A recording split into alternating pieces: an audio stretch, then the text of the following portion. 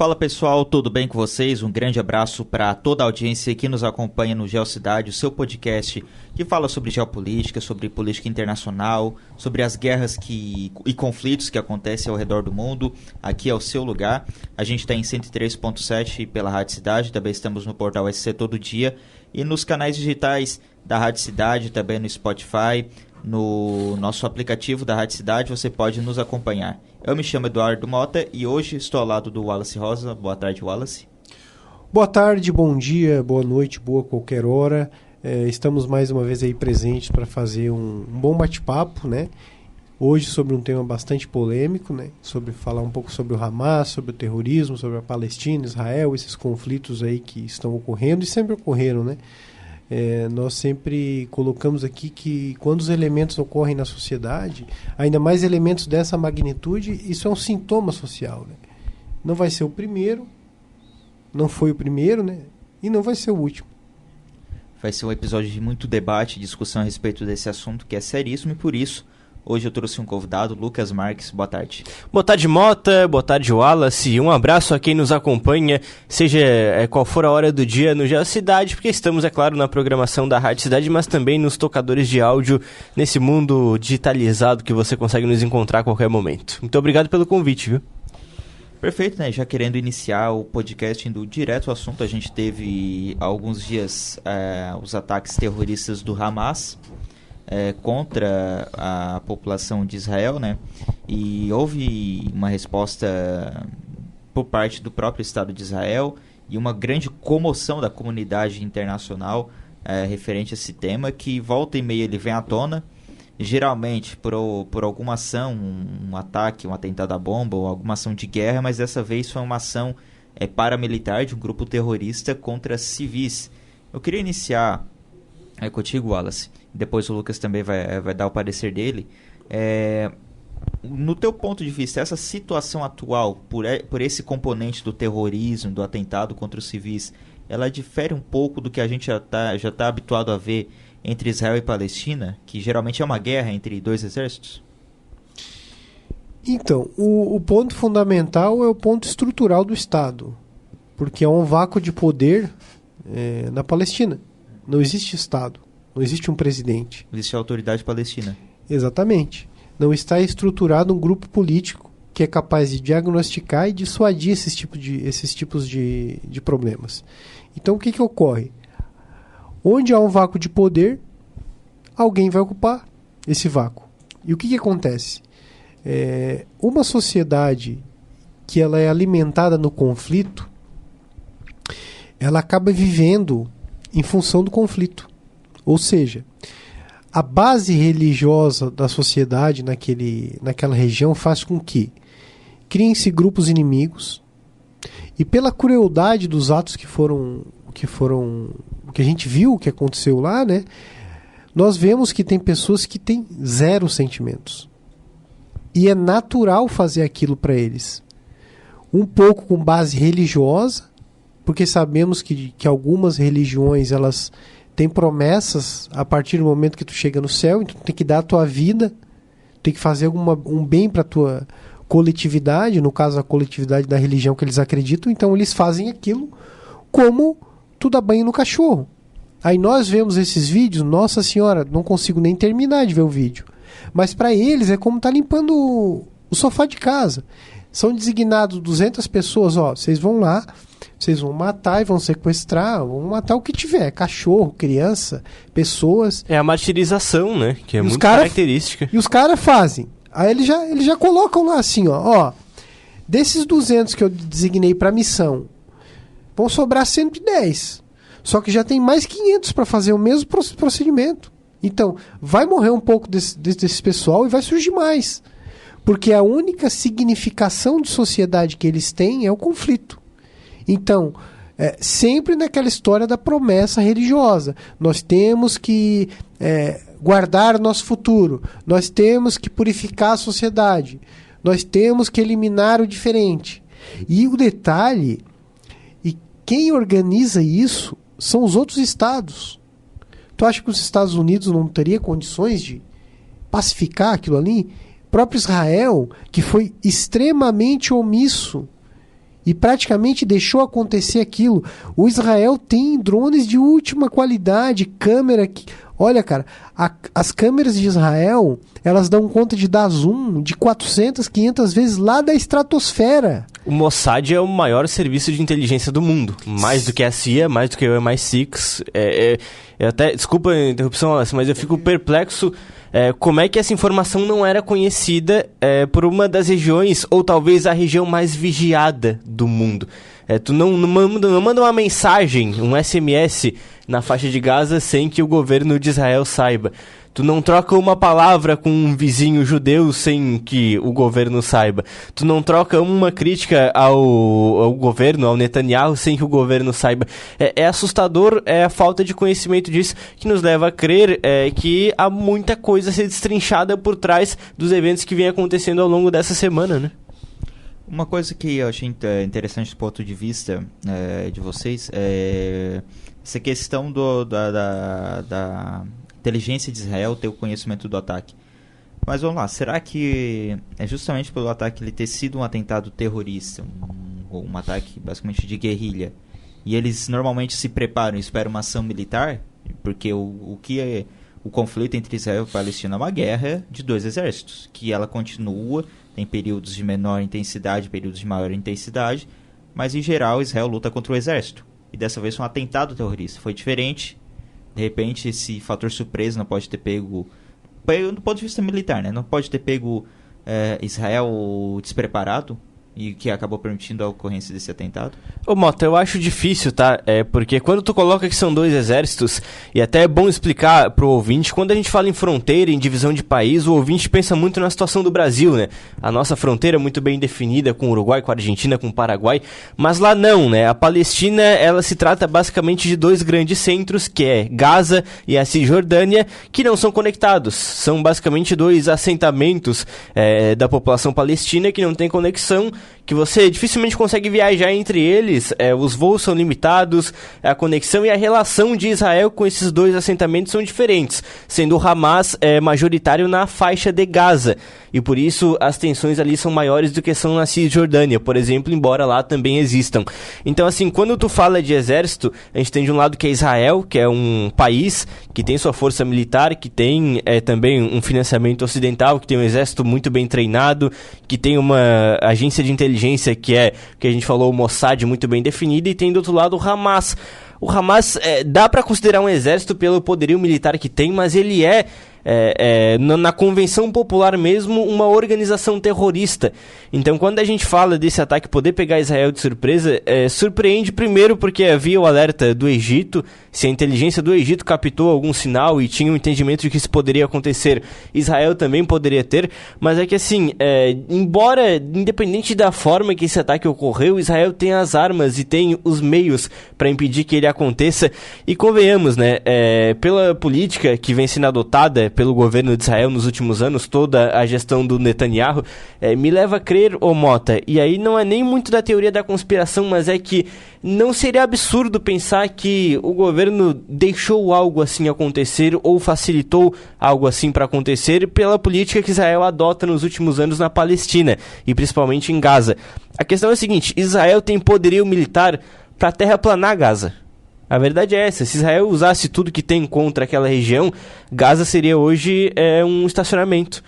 Mas Israel não pode fazer isso, porque enquanto o Hamas é uma organização terrorista, Israel é um Estado que faz parte do Conselho da ONU, que tem responsabilidades, que tem que responder de maneira internacional, embora também tenha suas Israel questões não faz ali. Isso porque tem um vizinho que é a Arábia Saudita e que é uma potência nuclear. Também, exato. Não que a ONU importe muito nesses casos. Exato, Israel tem que responder a organismos que o Hamas obviamente não tem, pela sua forma por ser um organismo terrorista.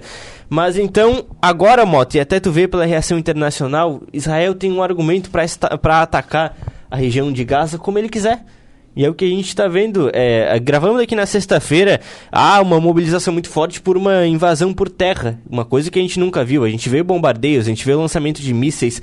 Então, assim, proposital ou não, o Netanyahu agora tem um argumento para fazer o que ele quiser na situação de Gaza.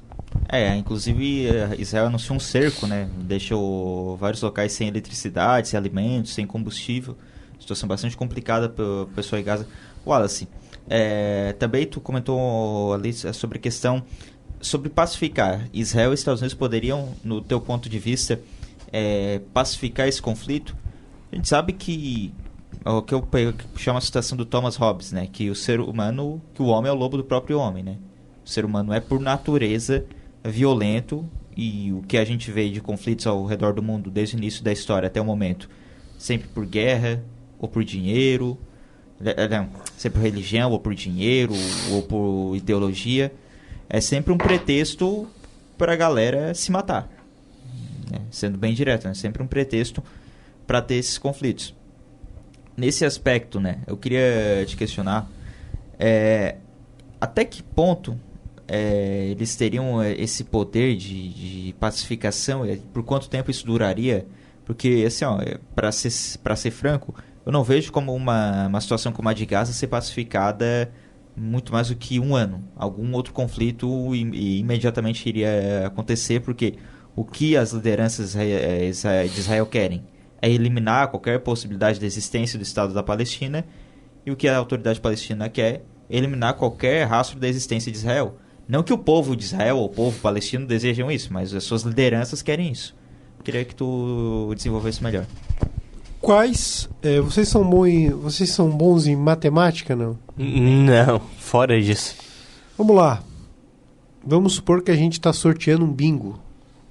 Tem aí umas 60. Já gostei. Aí sou bom em matemática. Tem aí umas 60, 70 pedras. E cada uma dessas pedras é uma partezinha do complexo militar americano. Essas pedras estão espalhadas pelo mundo. Todo ano os americanos sorteiam uma dessas pedrinhas para mandar um monte de arma para esses conflitos. Se eles pacificarem esses conflitos, para onde é que vão as armas do complexo militar americano?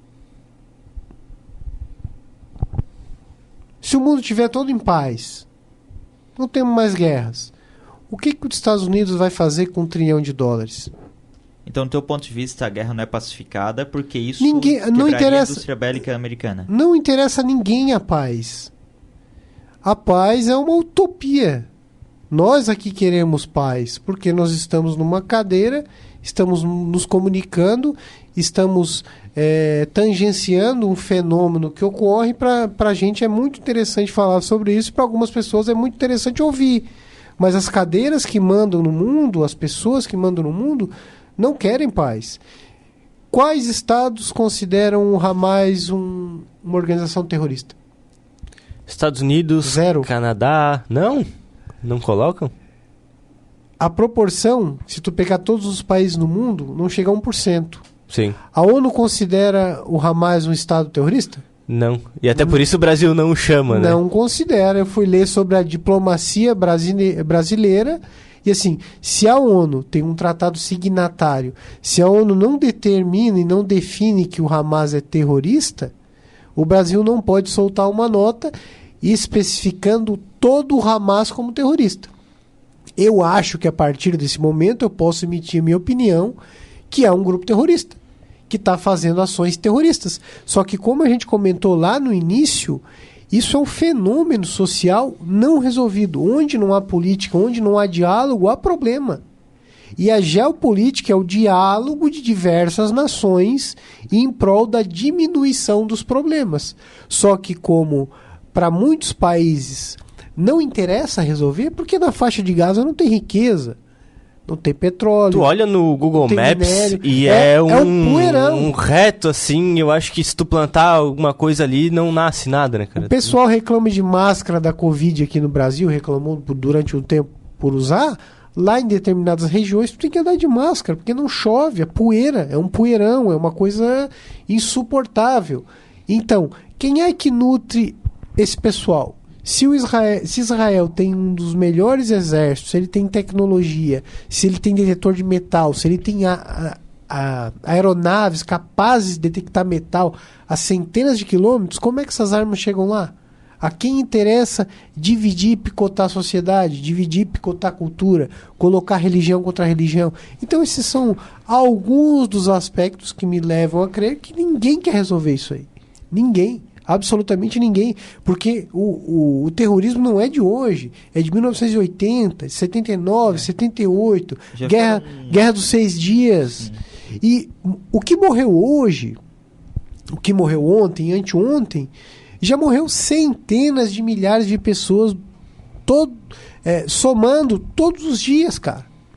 Só teve um fenômeno mais, digamos, assustador agora, porque a mídia também cobriu, mas toda semana explode uma bomba numa igreja, no mercado, numa farmácia, no hospital.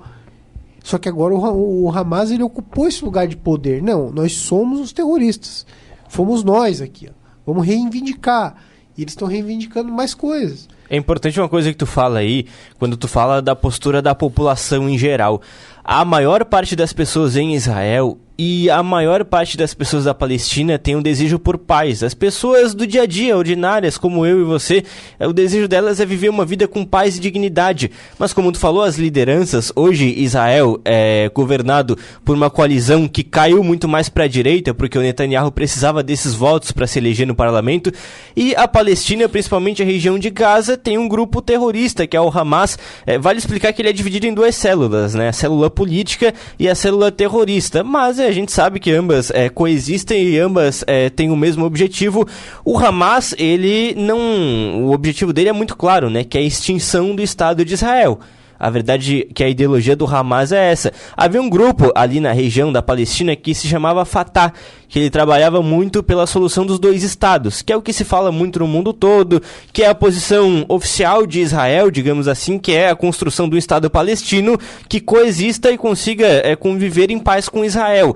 O Fatah, ele foi, como é que eu vou dizer, ele foi desmantelado por dentro pelo Ocidente. A ninguém interessava. Exato, a ninguém interessava isso. E o Hamas, ele foi fortalecido pelo Ocidente, e as remessas de dinheiro que vinham do Catar, do país do Catar em direção à faixa de Gaza, o país de Israel permitia que elas passassem para financiar o Hamas, para dividir, porque o Fatah era o grupo mais forte naquele momento. Então, se você financia um grupo menor e ele gera uma divisão na sociedade, e ele permite que esse tipo de conflito nasça, ele não permite uma organização da sociedade da Palestina, esse conflito ele ganha força. Só que aí o tiro saiu pela culatra. Hoje o Hamas ele é majoritário na região da faixa de Gaza, e hoje ele já olha para Israel não de igual para igual, de forma nenhuma, mas ele já olha como um grupo que consegue fazer um dano na sociedade de Israel. Então o tiro saiu pela culatra e a paz continua não sendo mantida. Quando tu fala do complexo militar estadunidense, é uma cultura que vem desde a guerra do Vietnã, né? A guerra não pela paz, não pela pacificação, não pelo bem do lugar que está sendo invadido, mas a guerra para movimentar a economia da guerra. E aí a guerra do Iraque, ela é muito significativa nisso, quando ela foi baseada numa mentira, que eram as armas de destruição em massa do Saddam Hussein, que até hoje não foram encontradas. E até hoje, Wallace, o governo americano e o complexo industrial americano precisa de um conflito, senão ele deixa de existir. E aí vem a Síria, aí vem o Afeganistão, aí vem também a manutenção de Israel, vem vários outros conflitos no mundo todo, porque essa máquina ela tem que continuar girando, né? E a questão de Israel e da Palestina agora é mais uma engrenagem dessa máquina que não para nunca. Eu fiz esse questionamento porque tem aqui uma matéria do G1 em que eles ouviram algumas pessoas, alguns especialistas, sobre a possibilidade de uma pacificação desse território, né? E acho que é praticamente unânime a posição dos pesquisadores que ter a coexistência dos 2 estados e ter um senso de humanidade de um lado para com o outro é essencial para a obtenção da paz naquela região. O que chama atenção é que vários acordos já foram estruturados na intenção de organizar, de eliminar esse conflito, levando em consideração a existência de ambos os estados. Por exemplo, negociados entre Israel e a OLP, a Organização para a Libertação da Palestina, entre 93 e 95, os acordos determinaram o estabelecimento gradual de um Estado palestino na faixa de Gaza e em territórios da Cisjordânia, colocando ainda o ano de 1999 como data limite, presta atenção, data limite, para o fim da ocupação israelense dessas áreas. Em 99, a gente está em 2023, foram 24 anos. O que a gente observa agora? A gente vê os assentamentos de judeus ali cada vez mais aumentando. E aí a gente fala, claro, dos crimes horríveis do Hamas, mas Israel vem há muito tempo sufocando aquela região, a verdade é essa. Como a gente vê agora, jogando cimento em fontes de água, cortando energia, não permitindo um corredor humanitário rumo ao Egito, não permitindo a entrada de suprimentos. Para você que está acompanhando agora, isso aí não é novidade, isso aí é a regra dos últimos anos. Israel, pouco a pouco, vinha sufocando a sociedade da Palestina. É bonito o que o Hamas fez? Não. É horrível, é um atentado terrorista, mas não dá para esperar que a sociedade... Não tem absolutamente nada a ver com o conflito, que Exato. nem apoia o que Israel faz com a Palestina. Exatamente. A questão é o seguinte, quando tu sufoca uma sociedade, alguma reação vai acontecer, por pior que ela seja, por mais horrível, por mais anti-humana que ela seja. Não dá para esperar, Israel não poderia esperar que a Palestina fosse ser sufocada e a sociedade não fosse, vou até dizer, vomitar algum tipo de reação, porque isso é uma coisa horrível que sai de lá, mas assim, alguma reação aconteceria. E quando você planta a violência, você acaba colhendo a violência também para o seu lado. Se Israel visse, como tu falou, humanidade no lado palestino, e se, é claro, também muitos da Palestina conseguissem ver os humanos que estão em Israel, as pessoas que foram atacadas e que não tem nada a ver com as decisões dos líderes, talvez a gente conseguisse costurar algum tipo de solução, mas não me parece que é isso que vem sendo plantado e negociado pelos governantes de ambos os lados. Simbolicamente, o que significa o terrorismo? Qual é a imagem que o terrorismo passa? É a seguinte, nós podemos qualquer coisa. Nós não temos uma bomba atômica. Mas se tivéssemos, explodiriam qualquer um. Então o terrorista, ele faz a barbárie com a mínima condição que ele tem, que é uma metralhadora e uma faca. Quando o terrorista teve um avião, jogou nas Torres Gêmeas. E quando os terroristas tiverem condições de ter armas de destruição em massa, aí o mundo vai ter um problema. Porque eu sempre digo, estados não se confrontam. São pessoas que se confrontam. O Estado é a junção da população, da estrutura, das leis e das pessoas e dos comandantes. Quem ordena que os estados se degladiem são as pessoas que mandam no Estado. Não é a população que decide. Nós estamos em guerra. São algumas pessoas que por hora cutucam as outras por anos até que há uma reação, por hora discutem sobre territórios que não são seus, por hora discutem religião e etc. E é assim que funciona. O mundo é uma espécie de imã, de magnetismo. Ou tu te atrai com nações que tu tem ideologicamente o mesmo pensamento, ou tu reprime. Quem nunca quebrou um imã e viu que uma hora o imã tem uma espécie de... acontece dele se repelir ali. É assim que acontece na geopolítica. Ou tu se associa, se aglutina com os grupos que tu tem interesse, ou tu fica para trás. Por isso foi criado o BRICS, por isso que estão sendo criados novos blocos econômicos. E como eu disse com relação à guerra, essa condição de paz, ela vai ter que trazer mais vantagens para algumas nações. E a paz não traz muita vantagem, porque esse pessoal poderia ter organizado essa região há muitos anos e não esperar esse pequeno sintoma, porque é um pequeno sintoma porque vai haver uma escalada muito maior. E se vocês acham que o desejo de Israel é invadir, é destruir, nem pensar. Nem pensar.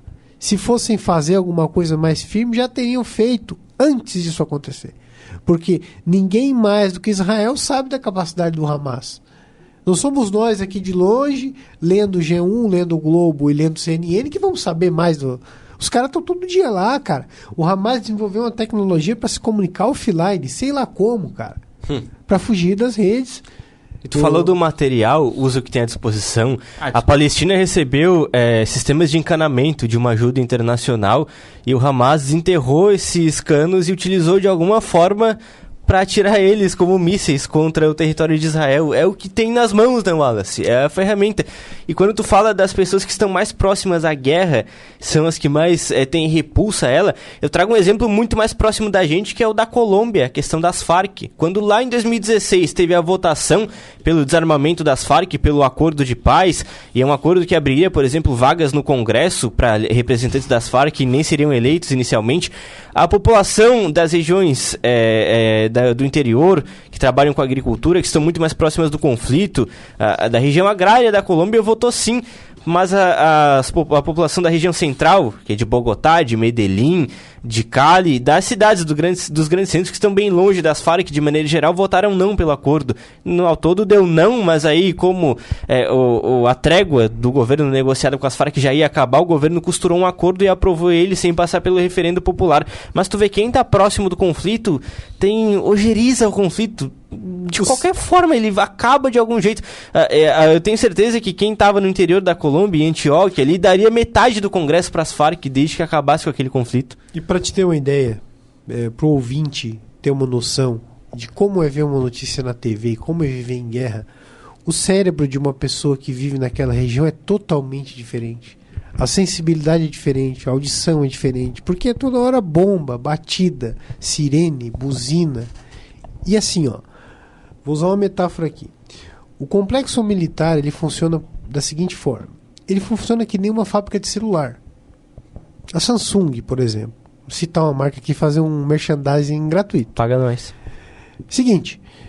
Acho que a nossa concorrente, a Apple, não vai gostar, Wallace. Tem uma equipe de 500 engenheiros. E eu estou trabalhando nessa equipe, juntamente com os engenheiros, nesse projeto de ponta. Todo ano lança uma câmera diferente, todo ano lança um processador, todo ano lança uma tecnologia que vai te surpreender. Se eu deixar de produzir um ano e parar a minha equipe, a Samsung quebra. E é o que acontece com o complexo militar americano. Ele está sempre produzindo em grande escala, porque os engenheiros não podem parar, os projetos não podem parar. E essa é a chamada guerra morna. Não é mais guerra fria. Guerra fria não existe mais. Guerra Fria foi uma metáfora criada para a gente acreditar que os países estavam adormecidos, mas na verdade nunca estiveram. Nunca, para mim, é uma opinião minha, tá? Nunca houve Guerra Fria. Houve uma guerra morna. Agora estamos na guerra quente. Começamos a esquentar, começamos a ver de fato do que as nações são capazes. Porque, por exemplo, ninguém peitou a Rússia. Ninguém. Ninguém vai peitar o Irã. Ninguém vai peitar a Coreia do Norte. Se eles juntar, fizer um bloco ali, provavelmente eles vão começar a tomar conta de algumas partes do mundo. Então toda essa junção desses fatores que eu coloquei levam ao contexto geopolítico atual. Agora a gente vai ver muito mais pequenas cisões regionais do que propriamente nações se bicando.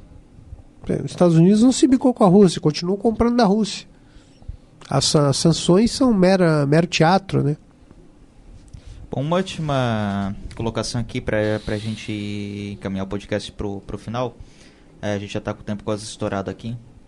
Mas a gente falou aqui sobre a questão do Hamas, a questão da pacificação em geral, né?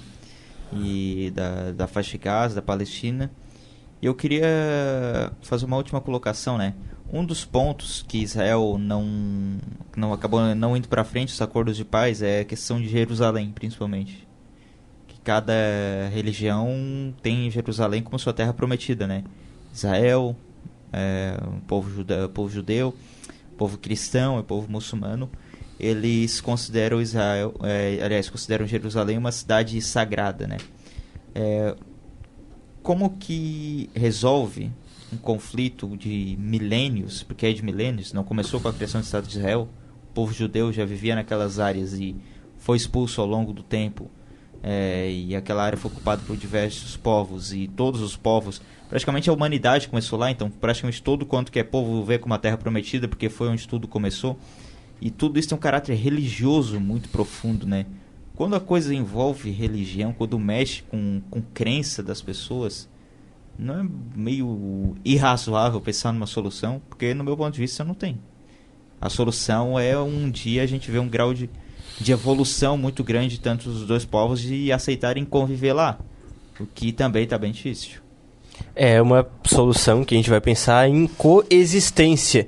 E aí isso remete até à própria formação do Estado de Israel. A ideologia do sionismo, que pregava por um Estado que fosse judeu na sua Constituição e que abrigasse o povo judeu, ela nasce muito naquele momento do fim do século XX, fim do século XIX, início do século XX, onde os judeus são muito hostilizados na Europa, na América do Norte. É uma coisa histórica, né? E o povo judeu ele é muito sofrido e ele é muito atacado em diversos pontos da história. E isso acontecia novamente naquele momento. Começava a nascer muito daquele antissemitismo na Europa, na Itália, na Alemanha. Depois a gente viu no que resultou. Mas já no fim do século XIX, já havia um argumento muito forte para a constituição do sionismo, que era um Estado judeu. Mas a questão é o seguinte, Israel vai nascer só no fim da década de 40, em 1948. Sobre a coexistência de religiões, eu acredito que, assim, sobre a existência de Israel como um ponto de segurança e para a continuidade da religião judaica, eu acho que as sociais-democracias que se formaram depois da Segunda Guerra não contam de abrigar o povo judeu tranquilamente em coexistência com cristãos, com muçulmanos, com outras religiões do mundo. Então, o ponto é a coexistência. Israel existe porque os judeus acreditavam que em algum momento não seria possível coexistir em outras sociedades. E eles têm um forte argumento para isso, que é o Holocausto. Mas, assim, do século passado, na metade do século XX para cá, nossa sociedade evoluiu. A social-democracia, eu digo que ela chegou num ponto onde ela conseguia abranger as pessoas, ela conseguia trazer isso e conseguia gerar essa coexistência. É difícil imaginar isso num cenário Israel e Palestina, num cenário Jerusalém, mas a solução seria uma coexistência. Ou a solução, é claro, que é proposta pelos extremistas, que é o extermínio total do outro lá, mas obviamente não é esse o caminho que a gente vai propor. A solução seria a coexistência. O caminho para chegar lá é muito difícil, eu acho até improvável. E atitudes como a do Hamas, de atacar civis, elas trazem argumentos contra isso. Eu não consigo entender qual era o ponto do pensamento do Hamas. Atacar civis israelenses trouxe algo em favor da sociedade palestina? De forma nenhuma. Né? Então, mostrar poder. Exato, então assim, eu vejo que cada vez a gente está mais longe do que seria o ideal, do que seria proposto para conseguir coexistir naquele território. Eu não consigo propor uma solução a curto prazo, talvez nem a médio prazo nesse sentido, viu? Bom, eu até faria uma proposta, né? Eu acho que deveria ser uma capital de ambos os países. Jerusalém. Ambos os países. Que era a proposta da ONU, né? Uma capital... Uma cidade protegida pela uma capital pelas de Nações duas Unidas. nações, simbolicamente a união de dois povos. Isso iria muito de encontro com a ideia religiosa, né? Todos os povos são iguais, todas as religiões têm a sua importância, mas eu acho o seguinte: a religião ela dá conta de fé, ela dá conta de algo que existe, que mobiliza as pessoas. Pode ser Deus, pode ser outro tipo de... Para os índios é o sol, para outros é outro tipo de denominação, mas eu acho que é o seguinte: a religião também é um mecanismo de controle social, mecanismo de controle de pensamento. Organiza a sociedade, porque existem leis e regras simbólicas que o sujeito não pode transgredir. E algumas religiões são perseguidas porque são religiões mais lúcidas.